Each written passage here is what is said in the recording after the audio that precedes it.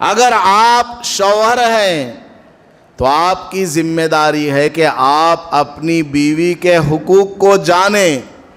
اکثر میاں بیوی کے درمیان جو جھگڑے پیدا ہوتے ہیں وہ ایک دوسرے کے حقوق کو نہ سمجھنے کی وجہ سے، ایک دوسرے کا کیا حق ہے نہ جاننے کی وجہ سے ہی جھگڑے ہوتے ہیں۔ اگر ایک دوسرے کا حق سمجھ لیں تو پھر کوئی جھگڑا نہیں، کوئی جھگڑا نہیں۔ ابھی چند دن پہلے ایک مسئلہ آیا تھا، اس میں میاں بیوی کے درمیان جو مس انڈرسٹینڈنگ ہے، جو لڑائی آ گئی، طلاق تک کا جو مسئلہ آ گیا، وہ اس کی وجہ کیا؟ ایک دوسرے کا حق کسی نے نہیں سمجھا۔ شوہر کیا حق ہے بیوی کے اوپر، بیوی کو معلوم نہیں۔ بیوی کا کیا حق ہے شوہر کے اوپر، شوہر کو معلوم نہیں۔ بیوی کا کیا حق ہے شوہر کے اوپر؟ اس کو کھانا پینا دے اور اس کو رہنے کے لیے انتظام کرے، الگ سے انتظام کرے۔ کیوں؟ اس کو سمجھیے گا۔ ایک بڑا بھائی ہے، اس کے 2-3 اور بھائی ہیں، سب مل جل کے رہتے ہیں، تو وہاں کیا مسئلہ آئے گا؟ سب سے پہلا مسئلہ آئے گا پردے کا۔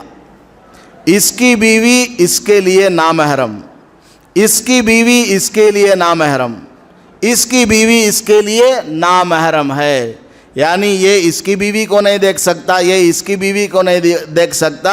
ایک دوسرے کی بیوی کو دیکھنا جائز نہیں ہے۔ اب کمبائنڈ فیملی میں ایک ہی جگہ رہتے ہیں، اب عورت بھی کیا کرے گی؟ کب تک وہ برقع پہن کر کے رہے گی؟ ہے کہ نہیں؟ اس لیے مرد کی ذمہ داری ہے کہ وہ الگ انتظام کرے اپنی بیوی کے لیے، اور دوسرے مرد کی ذمہ داری ہے کہ وہ اپنی بیوی کے لیے الگ انتظام کرے۔ اگر خدا نخواستہ کسی آدمی میں الگ مکان کا انتظام نہیں ہے تو اسی مکان میں الگ کمرہ اس کو دے دے، اپنی بیوی کے لیے الگ کمرہ، الگ جگہ دے دے، وہ اسی میں رہے گی، اپنا کام و کاج کرتی رہے گی۔ سمجھ میں آ گئی بات؟ اگر ایک ساتھ رہتے ہیں اور ایک ساتھ رہن سہن ہے، وہاں عورت کے لیے برقع پہن کر 24 گھنٹے رہنا بہت بڑی مصیبت ہے۔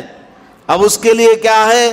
کپڑا جو ہے ڈھیلا ڈھالا پہنے، اور جب بھی وہ اپنے کچن سے یا اپنے روم سے نکل کر باہر آئے مکمل پردے کے ساتھ، یعنی برقع پہننے کی ضرورت نہیں ہے، کپڑا ڈھیلا ڈھالا ہو اور چہرے کا جو چادر ہے اس کو تھوڑا لمبا کر کے رکھے تاکہ کسی کی نظر نہ پڑے۔ اور جو گھر میں مرد ہے نامحرم، وہ کیا کرے؟ اپنی نگاہ کو نیچا رکھے۔ اگر ضرورت کے لیے جائے، بس ضرورت پوری ہو گئے ہٹ جائے، جب ضرورت کے لیے جائے تو کیا کرے؟ نگاہ کو نیچا رکھے۔ اب یہ ساری چیزیں، اتنی ساری قیودات ہیں، شرطیں ہیں، اس کے ساتھ میں ہم لوگ زندگی گزاریں گے تو ہمارے لیے کیا ہو جائے گا؟ دشواری آئے گی کہ نہیں آئے گی؟ اسی لیے شریعت کا حکم یہ ہے کہ جیسے ہی کوئی لڑکا کسی لڑکی سے شادی کرے تو اس کے کھانے پینے کا انتظام کرے، اور کیا کرے؟ اس کے الگ رہنے کا انتظام کرے، چاہے ایک ہی گھر میں الگ رہنے کا انتظام کرے یا الگ جگہ انتظام کرے۔ خاص مکان کا ہونا کوئی ضروری نہیں ہے، کرائے کا مکان ہی صحیح۔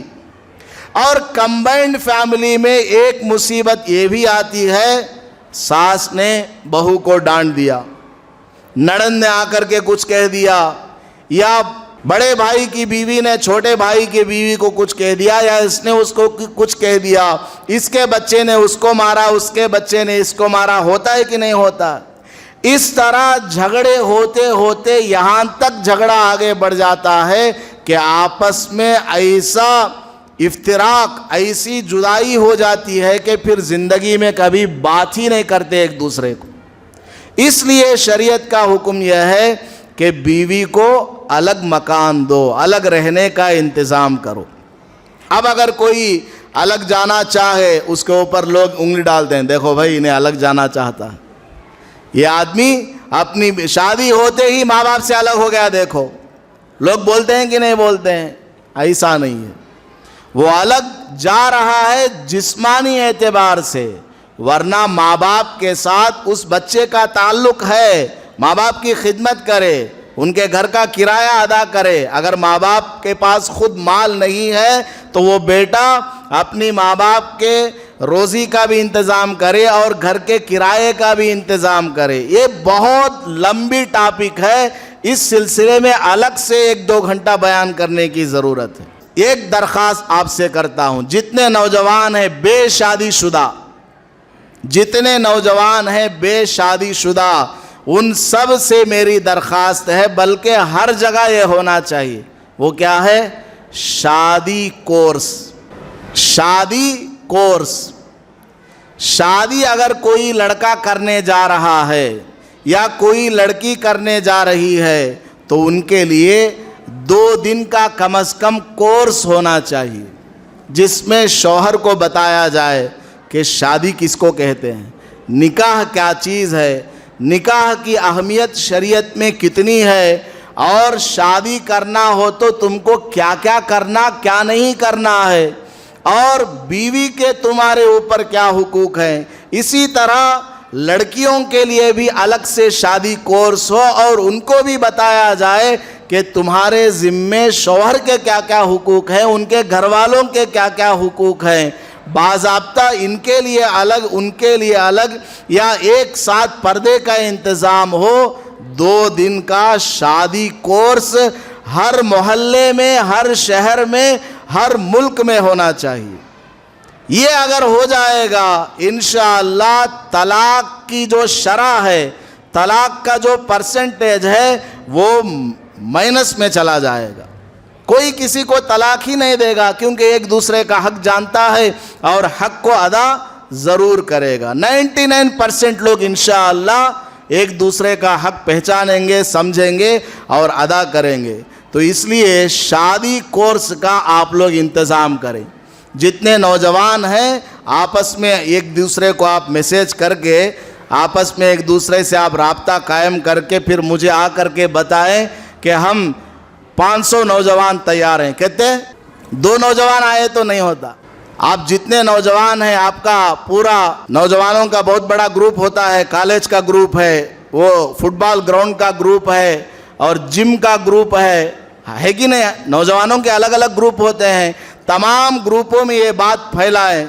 جتنے بھی کنوارے ہیں یا ابھی نیا وہ شادی شدہ ہے, سب جتنے ہیں سب لوگ مل کر کے ایک 500, میں نے ویسے ہی بتایا ہے 500 جمع ہوئے تو بہت اچھی بات ہے. ہمارے شہر میں کم سے کم 10,000 نوجوان ہوں گے.